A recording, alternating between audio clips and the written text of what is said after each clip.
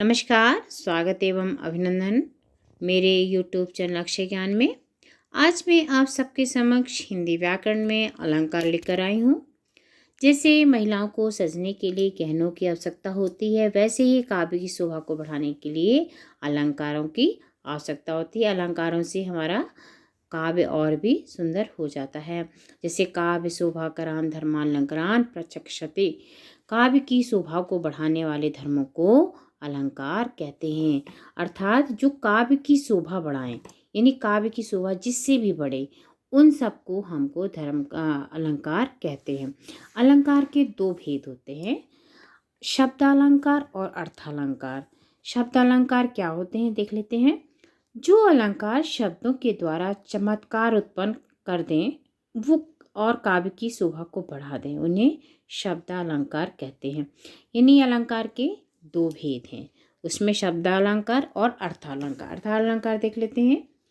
जो अलंकार अर्थ के द्वारा चमत्कार उत्पन्न कर दें और काव्य की शोभा बढ़ाएं। जो अलंकार अर्थ के द्वारा चमत्कार उत्पन्न कर काव्य की शोभा बढ़ाते हैं वो अर्थालंकार कहते हैं। ये अर्थालंकार की परिभाषा है। अगर हमें आ जाता है प्रश्न पूछने के लिए कि अर्थालंकार की परिभाषा बताइए, तो हम आराम से बता सकते हैं। अब देखते हैं अर्थालंकार में कौन कौन से प्रमुख अलंकार आते हैं। अनुप्रास अलंकार, यमक अलंकार और श्लेष अलंकार। तो हम सब प्रथम इन शब्दालंकारों को देखते हैं। तो हम सबसे पहले अनुप्रास अलंकार को देखते हैं। अनुप्रास अलंकार को वाक्यों में से कैसे हम छांटें, कैसे पहचानने का आसान तरीका पता होना चाहिए। व्यंजन सम वरु स्वर विषम अनुप्रास अलंकार, बहुत ही उसमें जिसके देखिए अर्थात स्वरों में विषमता होने पर भी व्यंजनों की समानता हो, मतलब स्वरों में विषमता हो लेकिन व्यंजनों की समानता हो, अनुप्रास अलंकार होता है।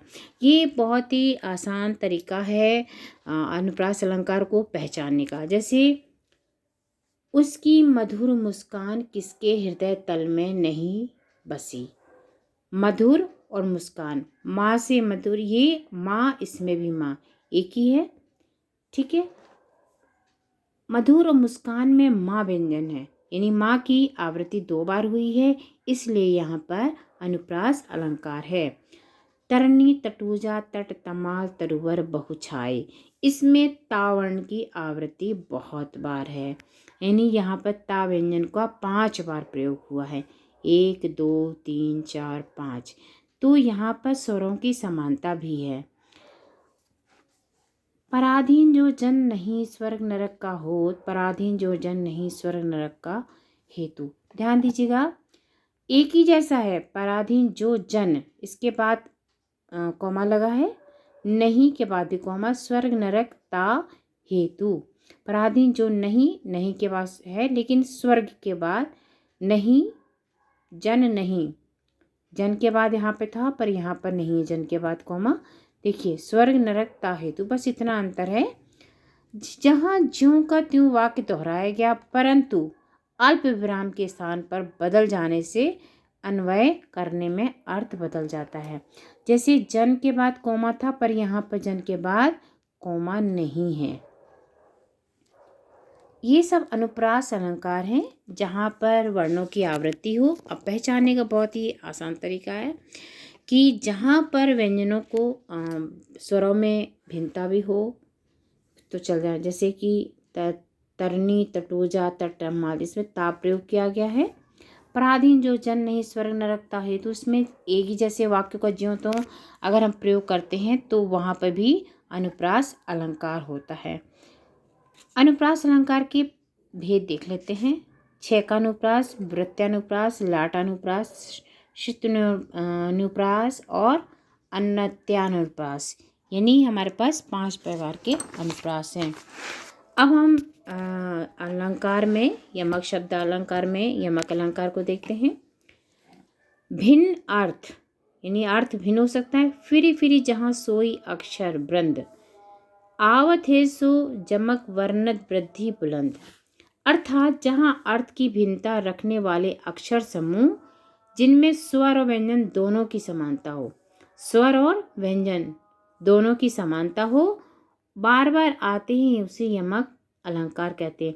अर्थात एक बार फिर देख लेते हैं, जहाँ अर्थ की भिन्नता हो, अर्थ अलग होगा अक्षर समूह में, और स्वर व्यंजन दोनों की समानता हो सकती है, बार बार आते ही यमक अलंकार होता है।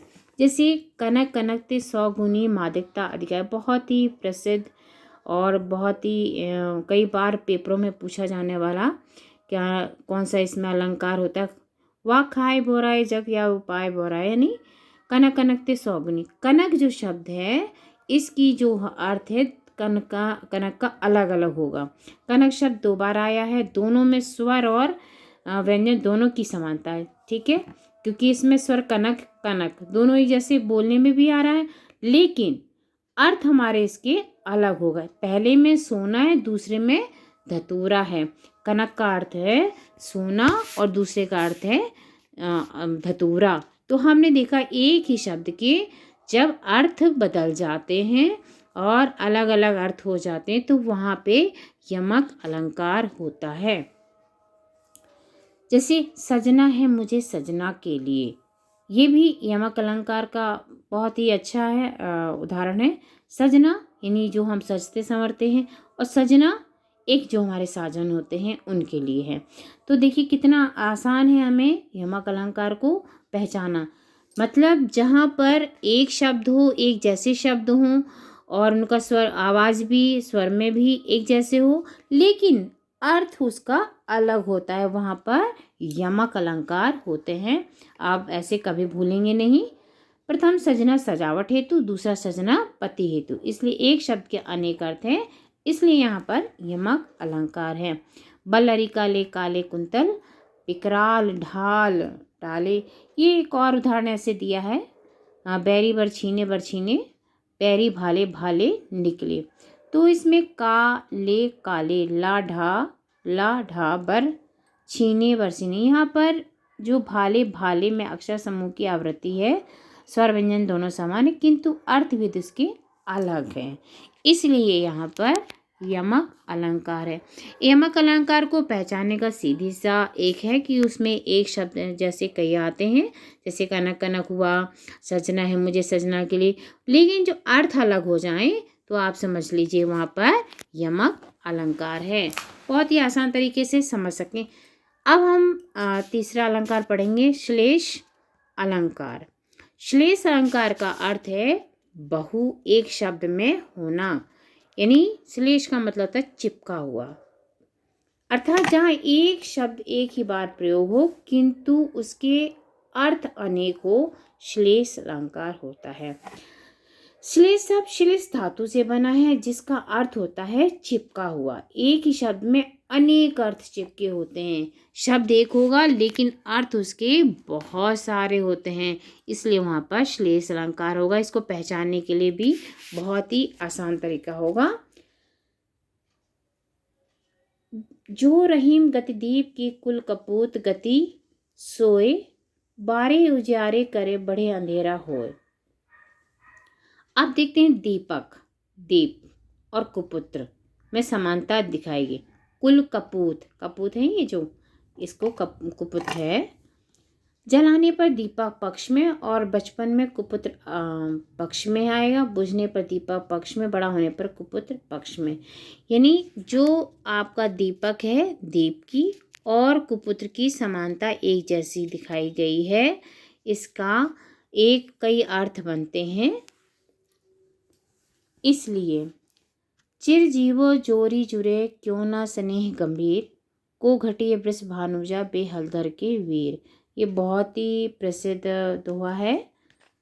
ये दोहा है, देखिए राधा और कृष्ण को समान महत्व दिया गया है इसमें। चिर जीवो जोरी जुरे क्यों न स्नेह गंभीर, को घटिए वृष भानुजा बेहलधर के वीर। इसमें वृष भानुजा है जो वृष भानु की पुत्री यानी राधा, और वृषभ क्या होती है, अनुजा। वृषभ की अनुजा होती है गाय, और हल को धारण करने वाला क्या होते हैं, बलराम, और हल को धारण करने वाले क्या हो गए, बैल। यानी एक शब्द के कई अर्थ हो गए। एक तो हल को धारण करने वाला बलराम हो गया और दूसरा हल को धारण करने वाला बैल, तो दो हो गए एक को। और वृषभानु का जैसे अर्थ है, एक में राधा हो गया, दूसरे में गाय हुआ। शब्द तो एक ही था बृषभानु, लेकिन उसका जो अर्थ है वो अलग अलग करके दो हो गए। जैसे दीपक और कुपुत्र में था, जलाने पर दीपक पक्ष में और कुपुत्र हो गया बचपन में, कुपुत्र पक्ष में, बुझाने पर दीपक पक्ष में। किस तरह इसको जब हम इसका अर्थ करते हैं तो उसमें आ जाएगा वो। तो हमने इस तरह से देखा कि ये श्लेष अलंकार है जहाँ पे अर्थ चिपका हुआ हो सॉरी, जहाँ पे एक शब्द हो पर लेकिन अर्थ उसके अनेक होते हैं, वहाँ पर श्लेष अलंकार होता है। श्लेष का मतलब चिपका हुआ। एक शब्द में कई अर्थ चिपके हुए हो, कई अर्थ निकलते हैं, तो वहाँ पर श्लेष अलंकार होता है। तो बहुत ही आसान है इसको समझना। अब अगली वीडियो में हम इसके अर्थालंकार के बारे में पढ़ेंगे। Thank you. और अच्छा लगता है तो लाइक सब्सक्राइब करिए, और अगर कुछ सुझाव हो तो कमेंट बॉक्स पे अवश्य दीजिए। मैं अपने उसमें पक्का उसको इम्प्रूवमेंट करूँगी, या कोई आपका रिक्वायरमेंट हो उसको भी पूरा करूँगी। Thank you.